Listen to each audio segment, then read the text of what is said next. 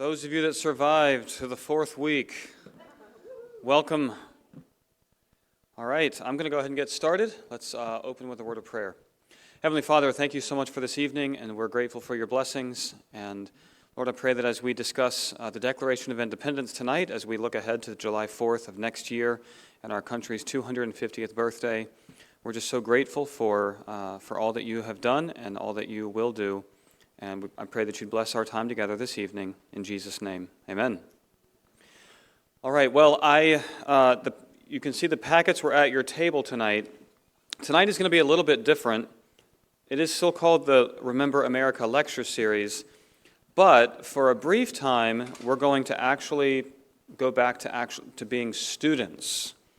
So if you're not sitting at a table with anybody, you might want to reconsider that when we get there. How many of you enjoyed group work when you were in school? You liked group work. How many of you did not like group work? Okay, you know who does not like group work is the students who don't want other people to drag them down. That's what I learned as a teacher. The kids who love group work, like me when I was in high school, were the ones that yes, that means I don't have to work as hard. That might not be the case for those of you who like group work. Some of you just like to be able to work with other people, right? You're the extroverts. But all right, well, let's go ahead and begin. The group work will be reading through the Declaration of Independence together. And since we're a small crowd, maybe we'll go through it together. We'll mix it up. But let's go back and review just very briefly weeks 1 through 3. And I'm going to ask my sound guy, if you can bring the lights down just a little bit, at least the ones that are pointing directly towards the center. It's really bright for me, so thanks. So, week 1 was the Great Awakening, and the big idea there is that salvation is for everyone. Also, the Enlightenment was a part of that, and the Enlightenment, the big idea is that God gave man natural and revealed laws, and that government was created by God, but it has a limited scope. Also, week 2 then, we got into English history, where we had Magna Carta, the English Bill of Rights, and other bits of English constitutional law. All the packets are at the table this week, for those of you that are coming in. And remember, one of the really important parts about that is to understand the context of the American Revolution. Were the Founding Fathers revolting? Were they rebelling? Or were they standing up for their rights as Englishmen? And that's a very important context to understand it, especially as Christians. If we want to look at the biblical mandate to submit to the authority, then it's easier for us as Christians to understand where these people were coming from. They didn't consider themselves to be in rebellion. They considered themselves to simply be saying there is a law that's higher than the king, and that is the Constitution of Britain, and also the higher law of that, which is what God had given them to govern themselves and to defend themselves and those kinds of things. And then in week 3, we began talking about the acts of Parliament and King George III and what he was doing to push the American colonists towards independence. And then finally, we talked about colonist resistance led to armed conflict, which we talked about 3 battles. Lexington and Concord was one, Bunker Hill was the second battle, and then the evacuation of Boston is where we left off last week. So let's pick up with this week. We're going to talk about the actual Declaration of Independence. So, if we put ourselves in the context here, in early 1776, so if you remember March 17th, St. Patrick's Day, was also Evacuation Day in Boston. That's when the Washington was able to drive the British out of Boston. During the winter and even into the spring months of that year, there was mixed opinion regarding independence. There were 2 main things that would happen that would really turn the tide of public opinion and support towards America declaring independence. If you recall, we had sent over an olive branch petition to the king. We had sent the Suffolk Resolves to the king. So there had been multiple attempts where the colonists had said to the king, and I read to you from some of those, They were very respectful in their appeal. They were very loyal subjects. They wanted to remain citizens of the crown, and so they were very respectful in that. So what were some of the things then that began to push people towards saying, we've tried that. We've tried the respectful appeal. We've tried the peaceful appeal. This is the only course of action we have left. So the first thing that happened was a man named Thomas Paine. He published a pamphlet which was called Common Sense. Common Sense is just what it sounds like. It was a pamphlet that was a list of reasons that were common sense as to why it no longer makes sense for the colonies to remain part of the British Empire. The literacy rate in colonial America, I think Dr. Hilton shared this during the first week, was over 90%. The number of volumes printed of Common Sense, combine that with the literacy rate and the population of America in 1776, we estimate that there was a copy of Common Sense for every other household in the colonies. It was very, very widely distributed. This is a little side note. As I've taught American history, there's pieces of literature that really make an impact that are very widely read. Common Sense is one of the first ones. Another one is Uncle Tom's Cabin by Harriet Beecher Stowe. When Abraham Lincoln met Harriet Beecher Stowe during the Civil War, he said to her, "So you're the little lady who wrote the book that started this great war." Uncle Tom's Cabin awakened the national conscience,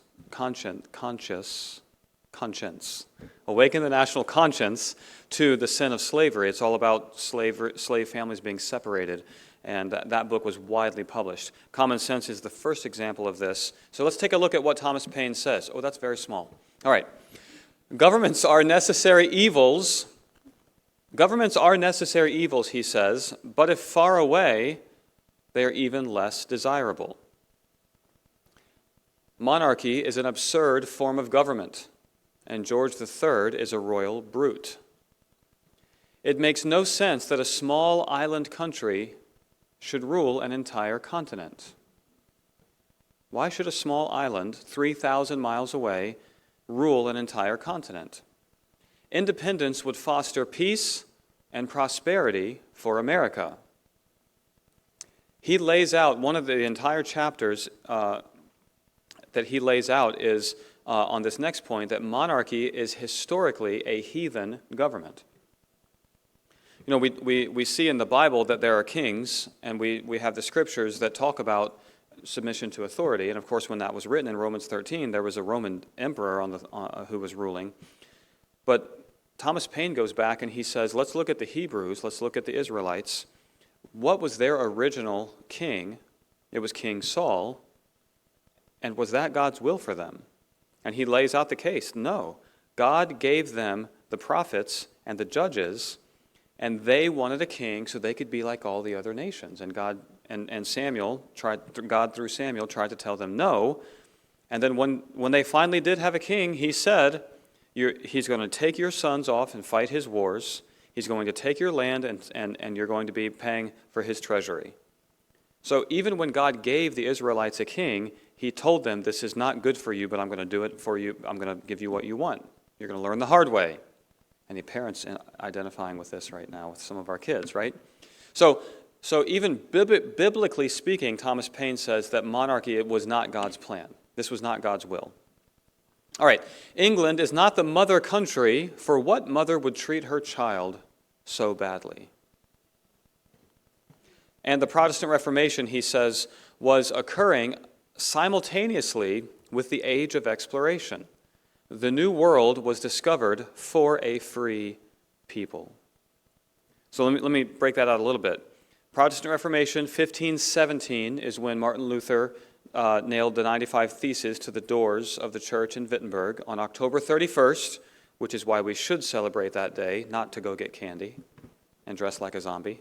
All right, I'll get off my soapbox. The Protestant Reformation in Europe was all about, I would say, two main things. People knowing that salvation comes through faith in Christ alone, and people being able to read the Bible in their own common language. For Martin Luther, that was German. For John Calvin, that was French. For William Tyndale, that was English. For John Huss, it was the Czech dialect. So the Bible in the common language, that's the 1500s and the 1600s. You get a bunch of conflict in Europe during that same time period, and we're also having the age of exploration. And Thomas Paine very eloquently lays out, and kind of almost sarcastically, it's almost as if there was this continent that was pretty unpeopled, relatively speaking, that was ready for a people who had just begun to discover God's Word and how He wants them to live. So all these things are happening at the same time, and so he's laying out the case. It's time to break away from England and continue that, to fulfill that mandate, if you will, for biblical truth and living to be carried out in a place where it can flourish. Little side note on Thomas Paine. Unfortunately, so he writes this. He also writes a couple of pamphlets during the war. One of them is very famous. You may recognize the line, "These are the times that try men's souls. The summer soldier and the sunshine patriot will shrink in the time of crisis, but he that stands it now deserves the love and thanks of mankind." He says that heaven knows how dear liberty is, and it should not surprise us that heaven puts such a high price on something such as freedom. So the American Crisis was a couple of essays that he wrote, and these were all very good things. And then something happened with Thomas Paine, and he wrote a book called The Age of Reason. Have you ever heard of The Age of Reason? Where he lays out a case for atheism. He was really a deist, atheist. The lines can get blurry depending on the person you're talking about. Thomas Paine goes from being he's a Scotsman. He goes from being an American hero from these these first few pamphlets. When he writes that, people like John Adams and George Washington, they begin to distance themselves from him. They don't want to have any part of that. He got caught up in the whole French Revolution thing as well. So Thomas Paine, a very interesting character. So that's the first thing that happens. Thomas Paine's common sense, for about a year, from late 75 into the summer of 76, is being widely read by the colonists, and people are beginning to have their minds changed about this idea of independence. The second thing that happens that begins to persuade people and change the tide of public opinion is that King George hired foreign mercenaries. The German Hessians, with their awesome hats and very thickly mustachioed men. The German Hessians were known as a fierce fighting force. Germany was not a country that we know of it today. It was Germanic states, but the Hessians were your mercenaries, your soldiers for hire. They were not loyal to a country necessarily. They were loyal to being paid. And George III hired thousands of them to come across after the evacuation of Boston, after Lexington and Concord, Bunker Hill, the evacuation of Boston. George III, his response to that is to send 30,000 troops to Staten Island and prepare to invade New York City. And the German Hessians are part of that.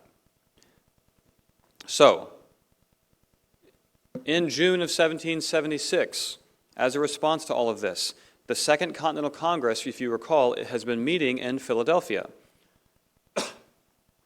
The delegate from Virginia, named Richard Henry Lee, he proposed three things. Number one, a statement of independence with the words that these united colonies are and of right ought to be free and independent states. Number two, he suggested or moved that Congress to begin to establish foreign relations with other countries. And they will do that, and we'll talk about that when we get to John Adams and Thomas Jefferson. And then number three, there was a suggestion that Congress form a government for the 13 colonies. These resolves were debated. If you watch the HBO miniseries of John Adams, you'll see a great portrayal of John Adams as the pro-independence main voice and John Dickinson as the anti-independence main voice. John Dickinson is a Pennsylvania Quaker. He gets a bad rap in that series because he was so adamantly opposed to declaring independence. He wasn't opposed to the idea, he just felt we weren't ready. And John Adams famously said that the people wait for us to act. And after we declared independence, John Dickinson, he joined the cause.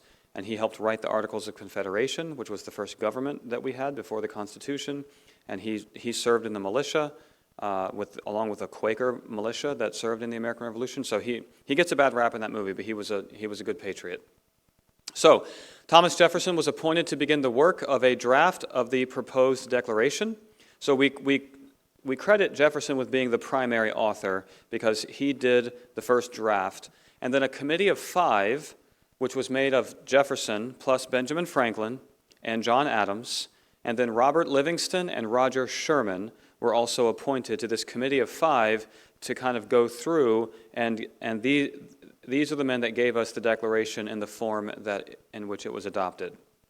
On July 2nd, 1776, the Continental Congress, which had 12 states at the time, they voted to declare independence. New York abstained from voting. Eventually they would get on board, but at the time, New York simply abstained. In the whole debate, they were standing in the way, and in the end, John Adams and Sam Adams, they were able to get John Dickinson. He stayed home during the debate. They asked him, they said that we would never ask you to violate your conscience, so he simply stayed home. He made his final speech, and then he left so they could vote without him. And then New York abstained during the vote. On July 4th, 1776, Congress voted to accept the Declaration as proposed. It wasn't until August 2nd that delegates actually signed the engrossed copy. And John Hancock signed it, and he is quoted to have said, "So largely so that the king and his ministers may read it without the aid of their spectacles." And that's why people will ask you for your John Hancock, because that's what everybody knows. That's a large, prominent signature. So, obviously we know what they were doing when they signed this declaration. What were they doing? What crime were they committing? Treason. A little interesting fact before we start reading the Declaration. Jefferson and Adams believed that July 2nd would be our national birthday. They expected that July 2nd, because that's the day they voted to declare independence, the Declaration was the thing, but July 4th was when they actually, as a Congress, they read the actual paper and approved what the Committee of 5 had given them. And I don't exactly know how July 4th then ended up being the holiday, but it is. So let's read it. Here is where when I assign this to my students, will assign. If you look in your packet, you see a copy of the Declaration and the text there, and then there's an outline there for you to fill in. So I gave you some work to do. You are, after all, in a school, and I am, after all, a teacher. So I would like you to spend a few minutes. You can work on this by yourself. You can work on this with people at your table. You can move to a different table if you like. Okay? But I've broken, the Declaration of Independence can be broken into 3 main sections. So first of all is the cause. This is going to be the most famous part. The second part then is the actual grievances. There are 18 of them, and what I had my students do was just list 5. And then also some of the appeals that the Americans had made. And then finally, number 3 is the actual sentence, and then there's some blanks to fill in there. So those of you that are watching this online at a later time, if you want to fast forward skip ahead about 10 minutes, that's what I'm going to give the people here in the room to work on this.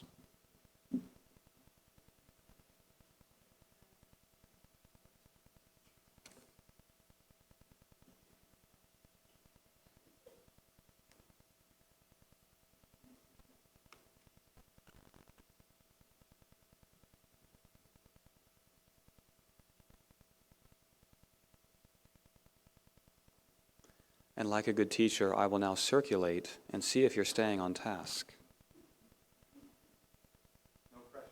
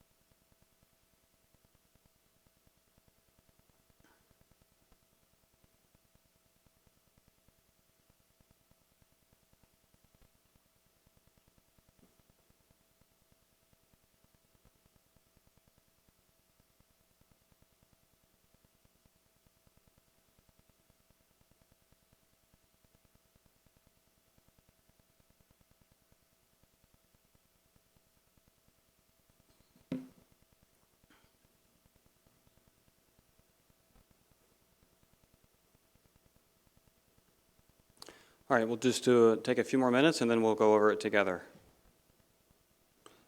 Don't panic, it's not being graded.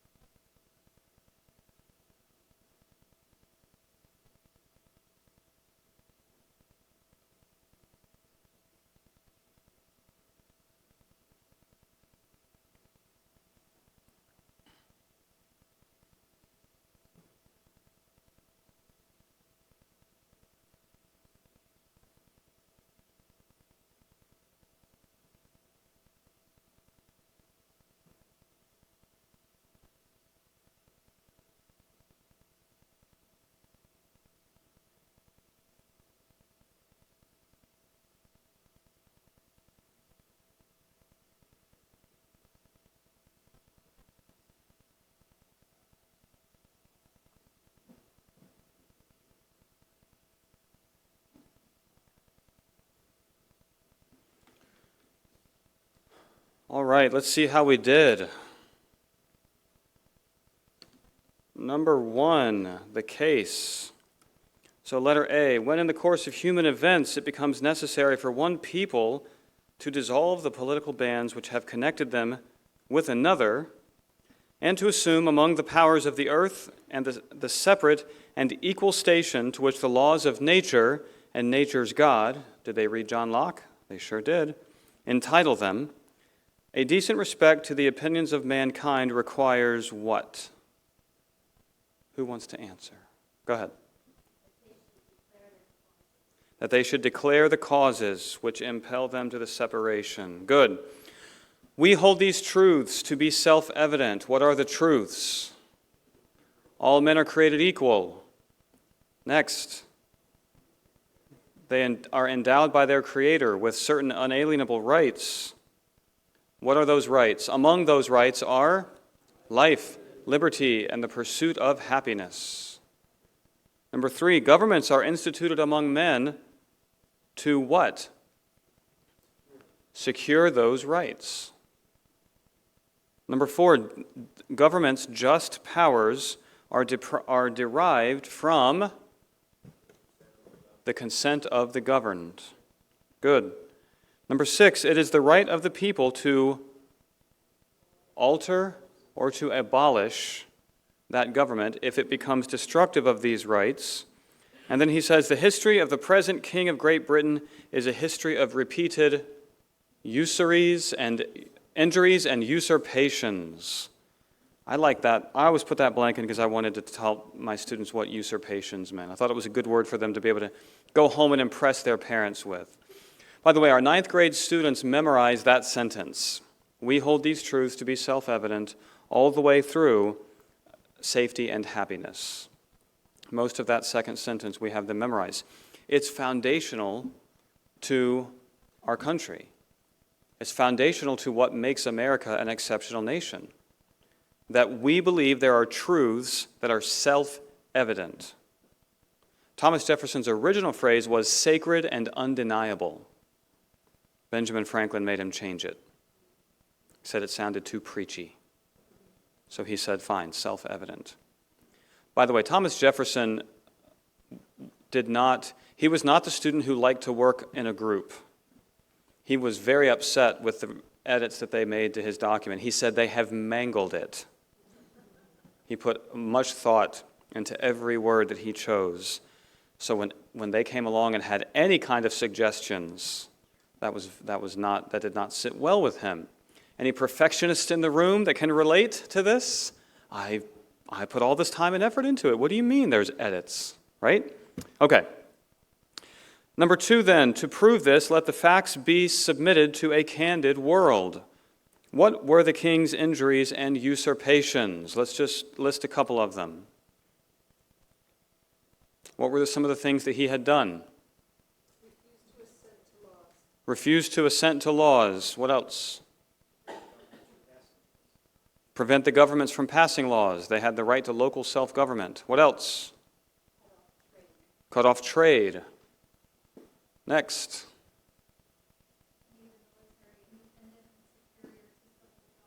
Yep, made the military independent and superior to civil power. Had a standing army in a time of peace and quartered the troops among the citizenry. That was in there as well. Did you catch how they blamed slavery on the king? I don't know if you saw that one in there. One of the offenses that they listed was that he introduced slavery to the shores of the American colonies and continued its practice. Is that fair to lay at the feet of George III? The slaves came over in 1619. He was not king back then. So there's a little bit of hyperbole in here, maybe, a little bit of blaming of the crown in general, not just George III, okay? Any other grievances that you wanted to list? There were 18 of them. Yeah, dissolve the representative houses. That was a big one. Yep. Okay. And then we go down to, nor have we been wanting in our communicating with our British brethren. In every stage of these oppressions, we have petitioned a redress in the most humble terms. Our repeated petitions have been answered only by repeated injury. He says, a prince whose character is thus marked by every act which might define a tyrant is unfit to be the ruler of a free people. Nor have we been wanting in attentions to our British brethren. So if you didn't get this, you could fill some of these in if you want to. They list some things they've done. We have warned them from time to time of attempts by their legislature to extend unwarrantable jurisdiction over us. That's the taxation without representation. I lost my place. We have reminded them, their British brethren, of the circumstances of our emigration and settlement here. We have appealed to their native justice and magnanimity, and we have conjured them by the ties of our common kindred to disavow these usurpations, which would inevitably interrupt our connections and our correspondence. I'm going to skip to the last sentence of that paragraph then. We must therefore acquiesce in the necessity which denounces our separation and hold them, this is our British brethren, as we hold the rest of mankind, enemies in war, in peace, friends. And then we get the sentence, the actual declaration. We, therefore, the representatives of the United States of America, in General Congress assembled, appealing to the supreme judge of the world for the rectitude of our actions, of our intentions, do in the name and by the authority of the good people of these colonies solemnly publish and declare that these united colonies are and of right ought to be free and independent states, that they are absolved from all allegiance to the British Crown, and that all political connection between them and the state of Great Britain is and ought to be totally dissolved, and that as free and independent states, they have full power to levy war, conclude peace, contract alliances, establish commerce, and to do all other acts and things which independent states may of right do. And for the support of this declaration, with a firm reliance on the protection of divine providence, we mutually pledge to each other, say it with me, our lives, our fortunes, and our sacred honor. What a document. Let me read to you a little bit about the lives and the fortunes and the sacred honor of these signers. By the way, how many of you know the Pennsylvania signers? Which delegates from Pennsylvania signed? You should know a couple of them. One of them is on the $100 bill. Maybe you haven't seen one of those in a long time. Ben Franklin, yep. There's a George Clymer. There is a Dr. Benjamin Rush from Pennsylvania. What's that? My mind is blanking. Who else? There was James Wilson was a Constitution signer. I don't know if he was a Declaration signer. Anyway, Ben Franklin's the big one, right? Okay. Let me read to you about a few of the signers. Francis Lewis, a New York delegate, saw his home plundered and his estates in what is now Harlem completely destroyed by British soldiers. His wife was captured and treated with great brutality. Though she was later exchanged for 2 British prisoners through the efforts of Congress, she died from the effects of her abuse. William Floyd, another New York delegate, was able to escape with his wife and children across Long Island Sound to Connecticut, where they lived as refugees without income for 7 years. When they came home, they found a devastated ruin. Phillips Livingstone had all his great holdings in New York confiscated, and his family was driven out of their home. He died in 1778, still working in Congress for the cause. Lewis Morris, the 4th New York delegate, saw all his timber, crops, and livestock taken. For 7 years, he was barred from his home and from his family. John Hart of Trenton, New Jersey, risked his life to return home to see his dying wife. Hessian soldiers rode after him, and he escaped in the woods. While his wife lay on her deathbed, the soldiers ruined his farm and wrecked his homestead. Hart, 65, slept in caves and woods as he was hunted across the countryside. When at long last, emaciated by hardship, he was able to sneak home, he found his wife had already been buried, and his 13 children had been taken away. He never saw them again. He died a broken man in 1779 without ever finding his family. Dr. John Witherspoon was a signer. He was the president of the College of New Jersey, which is now Princeton. The British occupied the town of Princeton and billeted troops in the college. They trampled and burned the finest college library in the country. Judge Richard Stockton, another New Jersey delegate signer, had rushed back to his estate in an effort to evacuate his wife and children.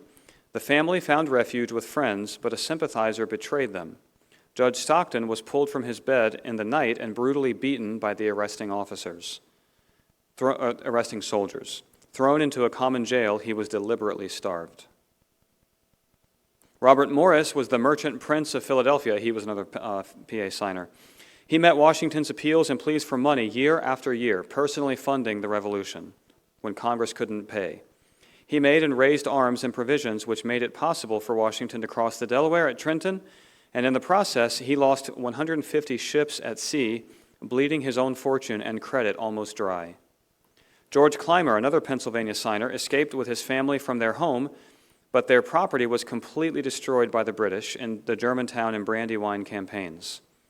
Dr. Benjamin Rush, also from Pennsylvania, was forced to flee to Maryland. As a heroic surgeon with the Army, Rush had several narrow escapes. So you get the idea. There's another 7 or 8 examples of the 56 men who died. Many suffered great hardship, several died, many lost their fortunes, but not one of them went back. Not one of them recanted his decision to be a signer of that declaration. So it's an incredible, incredible story. And speaking of incredible people who were involved here, let me close this series by talking about 2 of my favorite historical characters. My phone thinks I said Siri because I said series. Be quiet. Your phone's listening, just so you know. You ever notice the ads that you get are directly linked to conversations you've been having in your home? Okay. So, John Adams and Thomas Jefferson, they were the first. If you've ever been around teenagers in recent years, you've heard of the phrase frenemy. It's a person who's sometimes your friend, but sometimes your enemy. Okay, they were the first. That goes over better with the young people. All right. They typically go, "Oh, Mr. Stone, we don't use that phrase anymore." Oh, okay, that's fine. You guys are like, "Well, I haven't even heard of it," so that's okay. All right, let's talk about these men, and that is very small font. All right. John Adams, let's talk about their backgrounds. John Adams was born in Massachusetts, and he was born to Deacon John, is what they call his dad. He was the oldest, and he was classically trained, but he wanted to be a farmer. He would write a lot about, all I ever wanted to do was be a farmer. But his father had expectations of him and ambitions for him, sent him to Harvard at the age of 16. He studied there. He would go on to become a lawyer. It's a really interesting story. He was going to study to become a minister, and then he saw a trial of a minister. They had very strict religious laws in Massachusetts, so the local minister in his hometown was put on trial for teaching false doctrine, and he was fined and put into prison, and that trial took place in John Adams' home. They used his family parlor as the courtroom, and when he saw that, he said, I'm not going to become a pastor, I don't want to deal with that, so he became a lawyer. Little turn of fate there. From something from his teenage years. So he became a very successful lawyer. Thomas Jefferson, born in Virginia on his family's plantation, he also was classically educated. He inherited land when his father died. He and his brother inherited about each of them inherited half of their father's estate, so he got 5,000 acres when his father passed away. He became a lawyer, and he was a member of the Virginia House of Burgesses. Their education, as I said, John Adams attended Harvard College, and Thomas Jefferson attended the College of William and Mary in Williamsburg, Virginia. Physical features. John Adams, he was like a little teapot. He was short and stout. Thomas Jefferson was tall. He was at least 6'1", maybe even a little bit taller. He also had red hair, which is, I don't know why, but historians always think that's interesting to point out, so I guess I follow in that suit. Personality. John Adams was very vocal. You never had to ask him what he was thinking. He was one of those people. He was very opinionated. He was very stubborn. He was very principled, and he was very rigid. And he only served one term as president, if that makes any sense. Thomas Jefferson was quiet. He was always willing to let John do the talking. When it came down to it, he was willing to let others do the talking. He was a deep thinker and a brilliant writer, but he wasn't one for public speeches. He was an unassuming person. He was very deliberative, and he was very, very thoughtful. Religious beliefs. John Adams was a Congregationalist, and he was a devout Christian. He revered the Bible, and he had a clear testimony of faith in Jesus. It's very clearly there in all of the primary source writings. The church that his family went to became a Unitarian church, so if you go up there, they'll tell you the Adams family was all Unitarian. It's just not true, okay? Thomas Jefferson was likely a deist.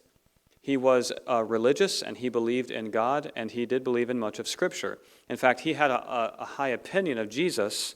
He just didn't ever go as far as to say Jesus was God. Jesus was God's son. One of the things Jefferson gets criticized for, he did a project, like a scrapbooking project almost. He took a Bible and he cut out with a knife and scissors all the different teachings of Jesus, and he compiled them in a particular order, and he said it's the best book of rules that a man can live by. All the teachings from the four Gospels in a particular pamphlet. And people take a look at that and they say, well, Jefferson was, just taking the parts of the Bible that he wanted and that he valued. If you look at what he says about what his motivation was, he wasn't trying to splice the Bible and rip it apart. He was just it was like a little project that he took upon for himself. So, family. John Adams married Abigail Smith. They were married for 54 years. They had 6 children, 4 of whom would survive to adulthood, one of whom obviously was John Quincy Adams, who would also become a president. And it's an interesting, when you study history, it's a sad thing pretty much from the 1800s and earlier, when you're talking about a family, a husband and a wife, if they had children, you will say they had this many children and this many survived to adulthood. Just a very common measurement that thankfully is not nearly as common for us today. Something people don't really think too much about, though. John and Abigail's marriage it's a wonderful story. They had a deep love for each other. They spent the first 20 years of their marriage they had significant times where they had to spend apart from each other. Lawyers back then would ride the circuit. Judges and lawyers would go from town to town, and so if you were in this town and you had a trial, you had to wait till the judge came to town. So if you were in jail, you hoped that it was right around that timing. But judges would travel the circuit, and the lawyers would go with him. So he spent lots of weeks away from home. He was a delegate to the Continental Congresses. I read to you a couple weeks ago the letters from his wife to him and the fear that they must have been under during the battles in Boston while John Adams was away.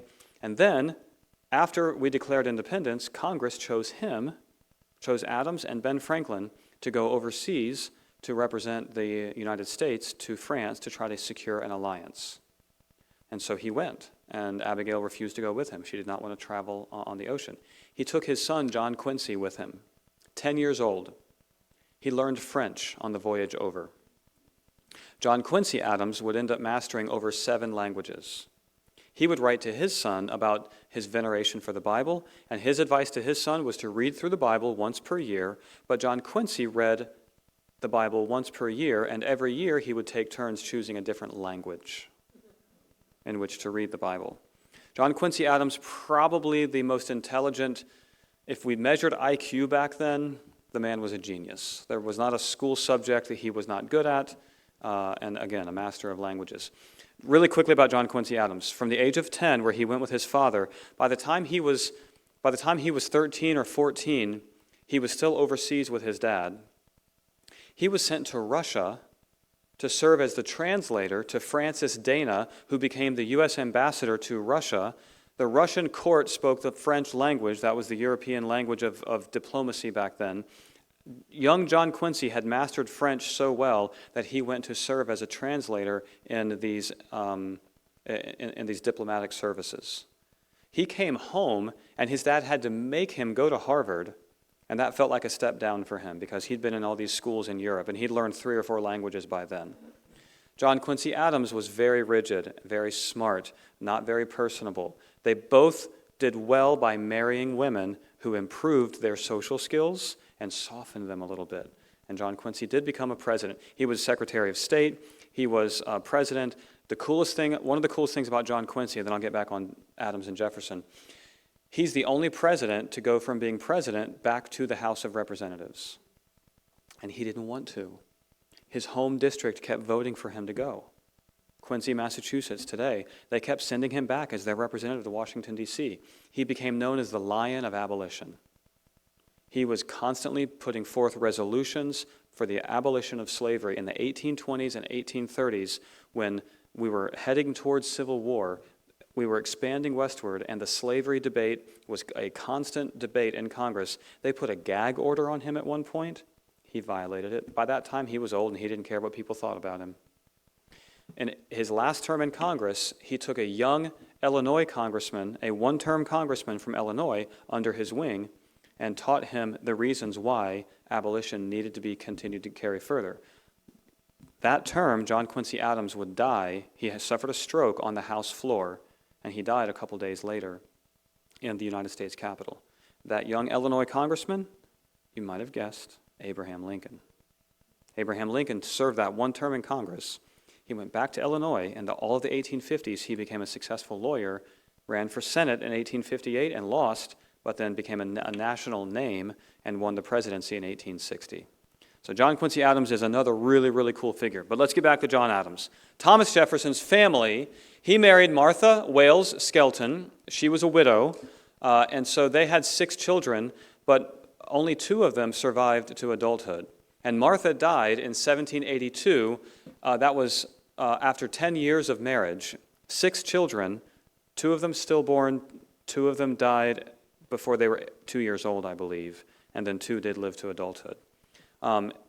Thomas Jefferson was 39 years old when his wife died, and he would never remarry. He went into such a deep depression. His daughter, who was 9 or 10 years old, would write later on that she and her dad would go on walks or horseback rides, and he suffered violent fits of grief in the months and years after his wife died. He likely did father children to a slave named Sally Hemings. This would be a few decades later. That was always a scandal back in his day. It remained a scandal. In the 1990s, there was DNA testing done of some people who believed they were Jefferson descendants, and supposedly they proved that he was the father, that he did father a son to one of his slaves, Sally Hemings.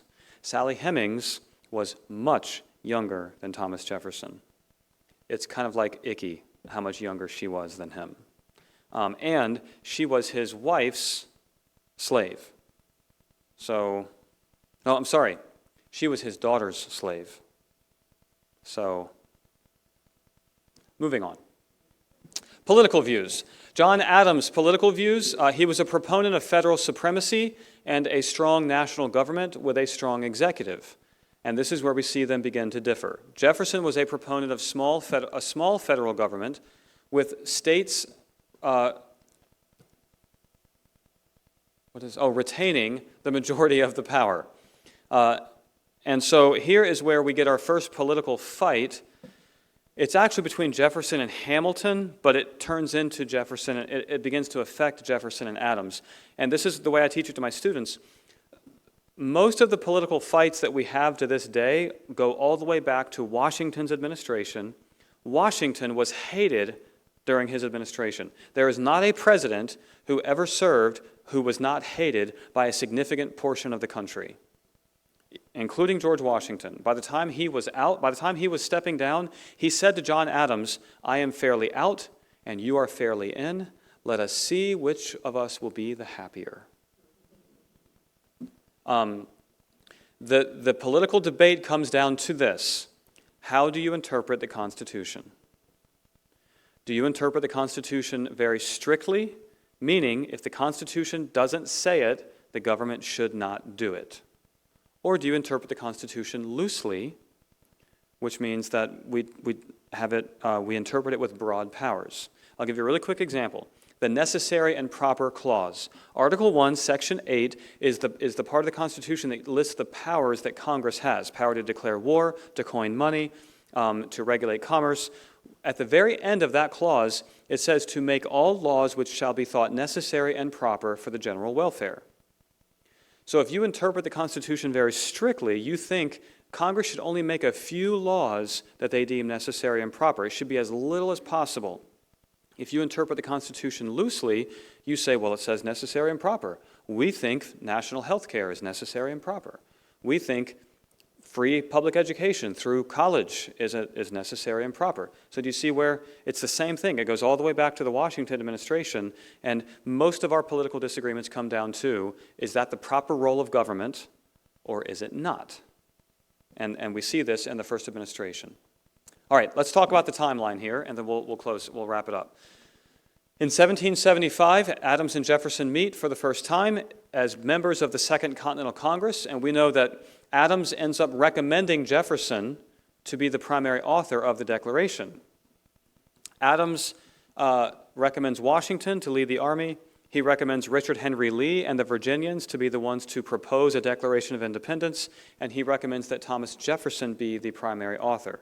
Jefferson had written an essay called A Summary View of the Rights of Mankind, and Adams had read it, and Adams recognized that he was not as popular, being from Massachusetts and being the obnoxious person, loudmouth that he was, and Jefferson, ever heard that phrase by Ben Franklin, better to be thought a fool, better to stay quiet and be thought a fool than to open your mouth and remove all doubt.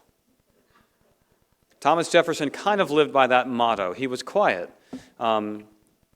So Adams recommended him for the Declaration. In 1784, Jefferson joined, 2 years after Jefferson's wife died. He is appointed by Congress to go overseas, and he joins Adams in France in diplomatic service. At this point, Adams' wife had joined him, Abigail had joined him, and so Jefferson, having recently lost his wife, he actually became very close friends with both John and Abigail Adams. And so they all became, and Jefferson's daughter, who was a teenager at this point, Martha, he brought her with him, and so the families grew quite close.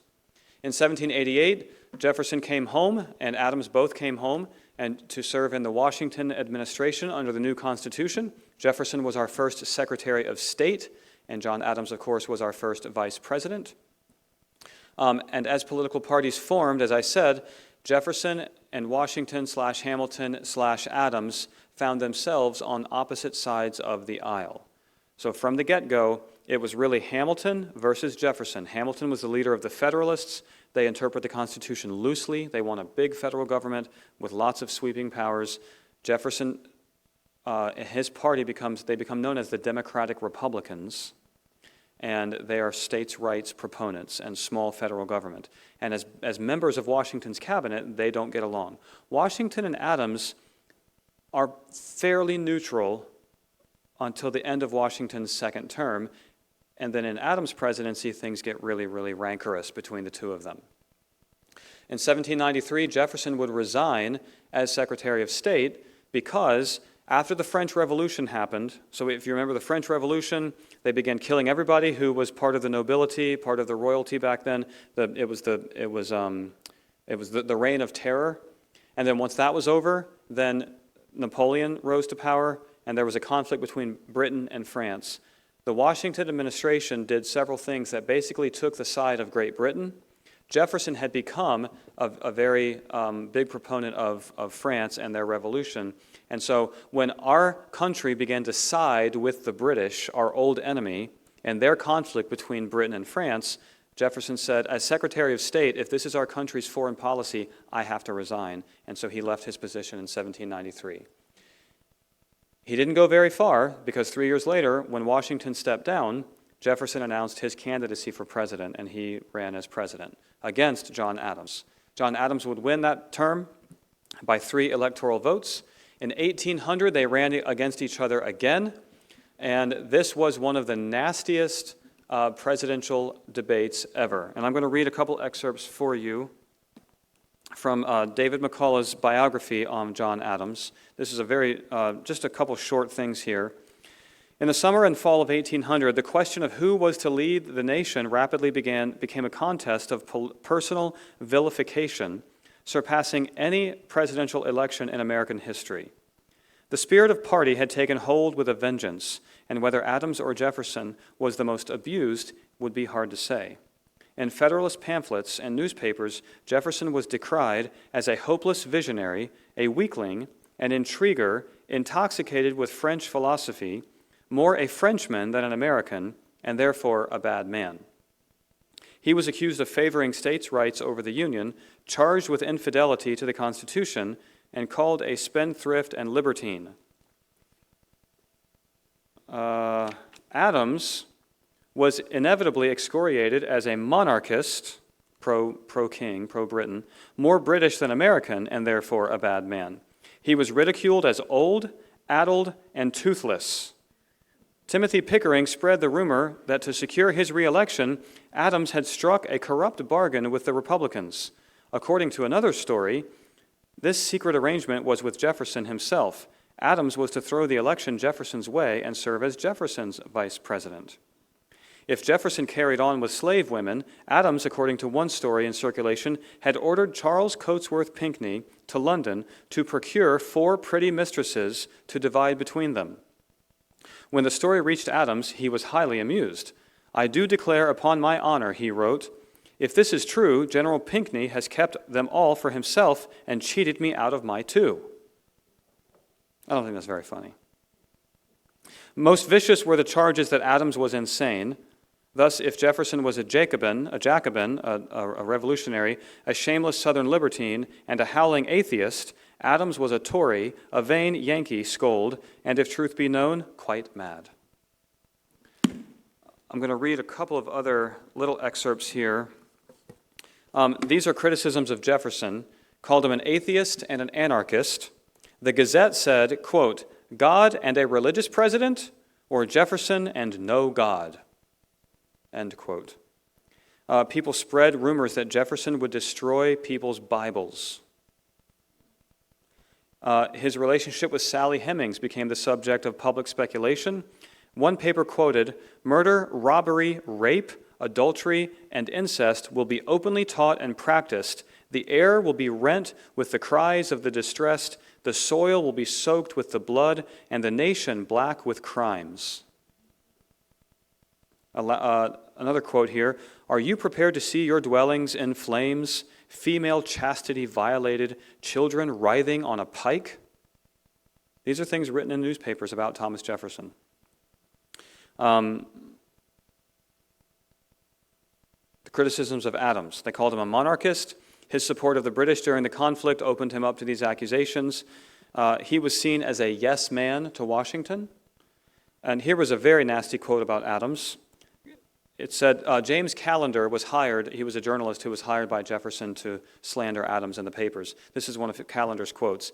He is a hideous, hermaphroditical character, which has neither the force and firmness of a man, nor the gentleness or sensibility of a woman. Take your choice between Adams, war, and beggary, and Jefferson, peace and competency. So, have politics changed? Not a whole lot. So 1801, Adams left Washington, D.C. Jefferson would win the election. It went to the House of Representatives, and back then the vice president was the runner-up. That made Aaron Burr the vice president. So Adams now was officially without an office for the first time in a very, very long time, and he returned home. He did not attend Jefferson's swearing in, one of the few presidents to not do that. 1801 to 1809, Jefferson would serve 2 terms as president. I've got some notable achievements there that you can read about. Just an interesting note here that during Jefferson's presidency, his second daughter that lived to adulthood passed away in her 20s. Abigail Adams wrote him, Jefferson and Adams are not talking to each other anymore. That ship has sailed. But Abigail finds out about this. Without her husband's knowledge, she sends a condolence letter to Jefferson. They write back and forth 4 times, and as those letters progress, they become political. Abigail begins to bring up the past and bring up the disagreements, and then Jefferson cuts her off. And so everything goes dark again between the Adamses and the Jeffersons. In 1808, following in Washington's footsteps, Jefferson voluntarily stepped down after his second term as president. In 1812, encouraged by Dr. Benjamin Rush for nearly 3 years, from 1809 to 1812, Benjamin Rush was nagging both of these men, his former friends. Benjamin Rush was a Philadelphia physician, signer of the Declaration, and he encouraged Adams to pick up his pen and to write his old friend. Let me read to you, I know I'm running long on time here, but this is really, really good. I promise it's worth it. Dr. Benjamin Rush, in his concern over the relationship between these two, one night, several months after Jefferson's retirement from the presidency in 1809, Dr. Rush had a dream about the two, which he felt was important. So on October 17, 1809, he wrote down an account of that dream and sent it to John Adams. And here's the description of that dream. "What book is that in your hands?" said I to my son Richard a few nights ago in a dream. "It is the history of the United States," said he. "Shall I read a page of it to you?" "No, no," said I. "I believe the truth of no history but in that which is contained in the Old and New Testaments." "But, sir," said my son, "this page relates to your friend, Mr. Adams." "Let me see it then," said I. I read it with great pleasure, and herewith send you a copy of it. So he's dreaming about reading a history book with his son, years later. This is what the history book said in his dream. 1809.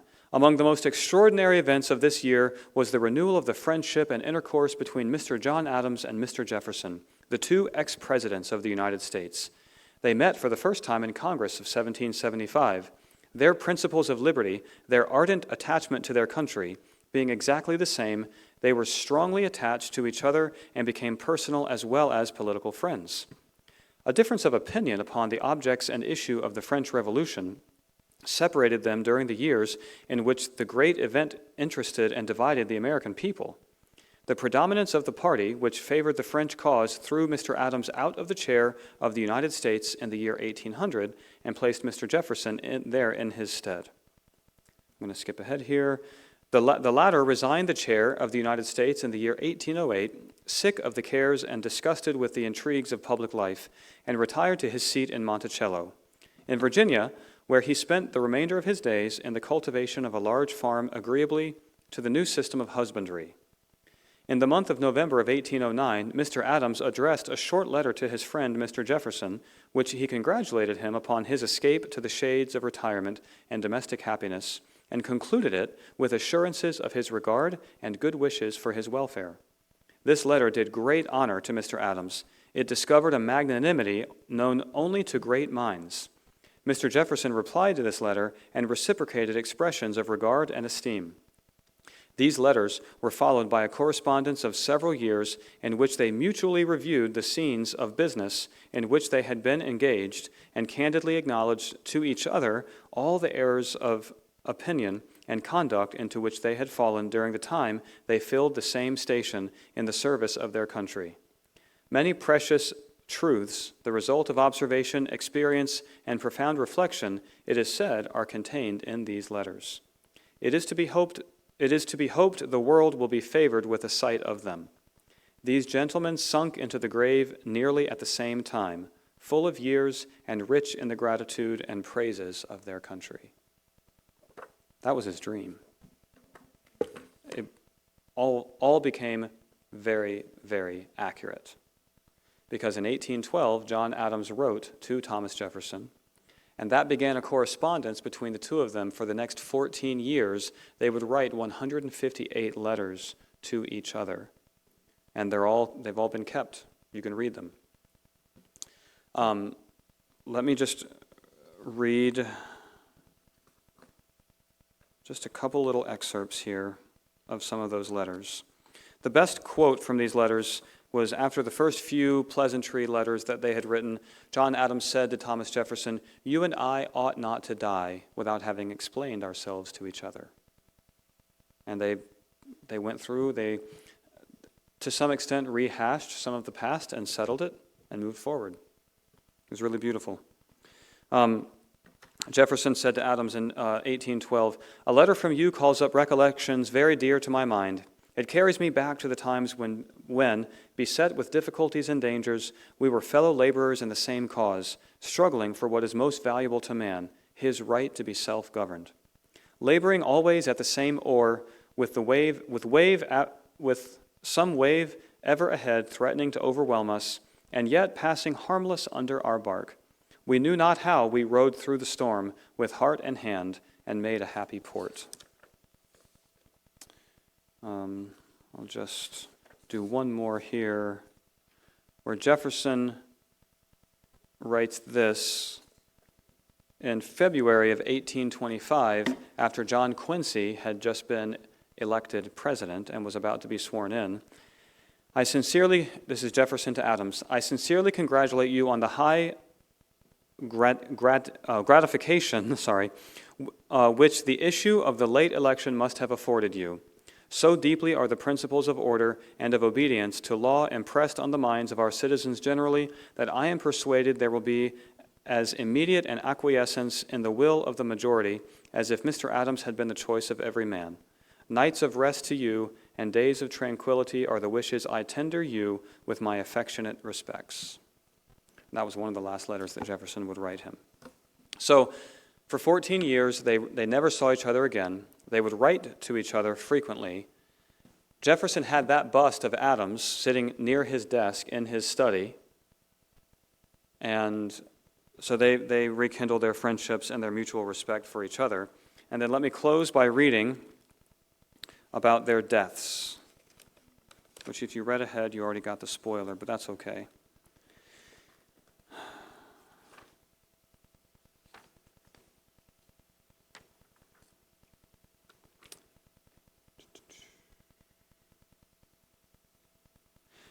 When Friday, June 30th, a small delegation of town leaders had made a formal call on Adams, Friday, June 30th of 1826, coming up on the 50th anniversary. They made a formal call on Adams. He received them in his upstairs library, seated in his favorite armchair. They had come, they told the old patriot, to ask for a toast that they might read it aloud at Quincy's celebration on the 4th. "I will give you," Adams said, "independence forever." Asked if he would like to add something more, he replied, "Not a word." The day following, July 1, Adams was so weak he could barely speak. The family physician, Amos Holbrook, the ever-faithful Louisa Smith, and one or another of the family remained at his bedside around the clock. When a townsman and frequent visitor named John Marston called on the house the afternoon of July 3rd, Adams was able to utter only a few words. "When I parted from him, he pressed my hand and said something which was inaudible," Marston wrote, "but his countenance expressed all that I could desire." Early on the morning of Tuesday, July 4th, as the first cannon of the day commenced firing in the distance, Reverend George Whitney arrived at the house to find the old gentleman was drawing to his end. Dr. Holbrook was there and declared to us that he could not live more than through the day. Adams lay in bed with his eyes closed, breathing with great difficulty. Thomas, his youngest son, sent off an urgent letter to John Quincy to say that their father was sinking rapidly. John Quincy preparing to take the oath of office, a couple months into a year and a half into his presidency. As efforts were made to give Adams more comfort by changing his position, he awakened. Told that it was the 4th, he answered clearly, "It is a great day. It is a good day." At Monticello, Thomas Jefferson had been unconscious since the night of July 2nd. His daughter Martha, his physician Robley Dunglinson, and others keeping watch. At about 7 o'clock in the evening of July 3rd, Jefferson awakened and uttered a declaration. "This is the 4th," or "This is the 4th of July." Told that it would be soon, he slept again. 2 hours later, at about 9, he was roused to be given a dose of laudanum, which he refused, saying, "No, doctor, nothing more." Sometime near 4 in the morning, Jefferson spoke his last words, calling in the servants with a strong, clear voice, according to the account of his grandson, Thomas Jefferson Randolph, but which servants he called or what he said to them are unknown. Jefferson died at approximately 1 o'clock in the afternoon on July 4th, as bells in Charlottesville could be faintly heard ringing in celebration in the valley below. At Quincy, the roar of cannon grew louder as the hours passed, and in mid-afternoon a thunderstorm struck, the artillery of heaven, as would be said, to be followed by a gentle rain. Adams lay peacefully, his mind clear by all signs. Then late in the afternoon, according to several who were present in the room, he stirred and whispered clearly enough to be understood, "Thomas Jefferson survives." Somewhat later, struggling for breath, he whispered to his granddaughter, Susanna, "Help me, child, help me." And then he lapsed into a final silence. At about 6:20, his heart stopped. John Adams was dead. As those present would remember, ever after, there was a final clap of thunder that shook the house, the rain stopped, and the last sun of the day broke through dark, low-hanging clouds, quote, bursting forth with uncommon splendor at the moment of his exit, with a sky beautiful and grand beyond description, end quote. That was John Marston who wrote that to John Quincy. By nightfall, the whole town knew. So I had forgotten about the clap of thunder and the sky opening, according to eyewitnesses at John Adams' death. But these men both died on July 4th, the 50th anniversary. They were friends. They were patriots. Dr. Benjamin Rush had a quote that was, let me read it. I took a screenshot of it.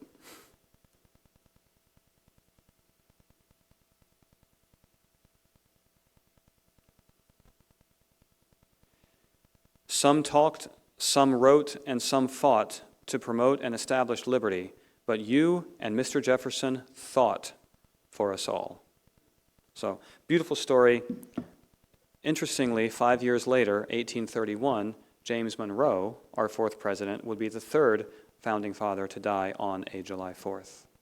So, lots of newspaper articles from that time that said it was as though Providence was smiling on America that these two men would both die on the same day, the birthday of the document that they both worked so hard to create and then fought for. So, All right. Questions or comments? I hope that as July 4th comes around next year, you have a new appreciation for our country's birthday. Yeah, Marty. You had mentioned about the interpretation of the Declaration. Constitution. Constitution. Yep. Sorry, Constitution. And where was it that I have heard it's called living? Oh, that's a common, yeah, the Constitution is referred to as a living document by all kinds of people. That phrase, I think, comes around in the progressive era. I think it was a Supreme Court justice.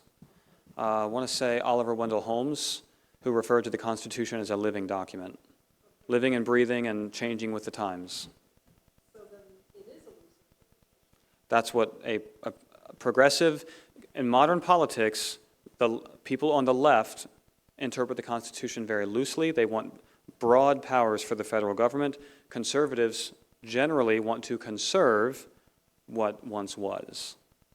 So, other questions or comments? Yes, sir. Why did Great Britain rely so heavily on the instead of their own? Yeah, the question about why did they rely so heavily on the Hessian troops? Well, they did supply most of their force with their own troops. The French and Indian War, I think that was only 20 years prior, and so there was a lot of resistance on the home front for fighting a foreign war. They had done that in a previous generation. There's a great essay I read when I was studying this in college that called "The American Revolution: England's Vietnam." So think of it from a British people's perspective. Their boys are being sent to fight a war 3,000 miles away for something that they don't care about. And they're getting reports of death tolls. And eventually, we didn't win the war so much as we outlasted the British will to fight. Eventually, they just decided it's not worth it. So hiring mercenaries was a part of trying to, at least in some part, trying to maintain some of the morale back home and some of the buy-in from the people, because it wasn't their sons being sent over, at least not as many. Yeah. Anything else? Other questions or comments? All right, well, I kept you for almost a full hour and a half tonight. I managed to 75 minutes all the other nights, but tonight was a little long, so I'll let you go. Let me close in prayer, and I want to just thank you all for coming. Lord, we once again just thank you again for this time together that we've had to be able to remember and to learn about our country's great founding. And I just thank you for these folks who've given up of their time to come and learn. And I pray that it has been inspiring and challenging for all of us. I know that it has been re-inspiring for me. And so I'm just grateful. We're grateful for your word and for all the wonderful stories and heritage that we have and examples to look at there. And I thank you that in this country we also have a very similar heritage of being able to look back and see what others have done before us and to let that inspire us to do our part in our time. And so we pray that you'll help us to do that, and we pray it in Jesus' name. Amen. Thank you. Have a great night.